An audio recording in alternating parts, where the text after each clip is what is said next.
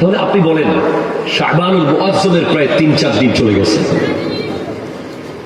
এই মাস কত দিক থেকে গুরুত্বপূর্ণ আপনি দেখেন। একটা হলো আমাদের জান কবজের লিস্ট আল্লাহ দিয়ে দেবেন এই মাস।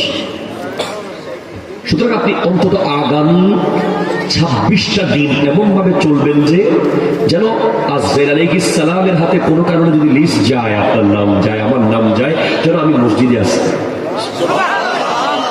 তখন আমি আল্লাহ জিকিরে আছি, তখন আমি বাবা মার খিদমতে আছি। এই ২৪ ঘন্টা ভালো কাজের বাইরে কিছু করা যাবে না এই ২৪ দিন। কারণ এডিট হয়, লিস্ট এডিট হয়। আরো জোরে বলো না সুবহানাল্লাহ, জোরে বলো না। কোরআন বলছে ইয়ামহুল্লাহু মা ইয়াশাউ ওয়া ইউযবিতু ওয়া ইনদাহু উম্মুল কিতাব।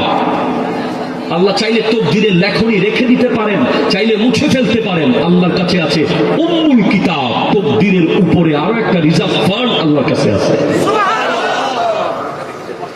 ধরুন আপনার নাম চলে যাচ্ছে লিস্টে, হঠাৎ আপনি আপনার মায়ের সেবা করতেছেন, মায়ের হাতে ৫০০ টাকা একটা নোট দিয়েছেন, আপনার মা জায়নামাজে বসে হাত তুলে দিয়েছে, সাথে সাথে হায়াত আরো ১০ বছর বেড়ে গেছে।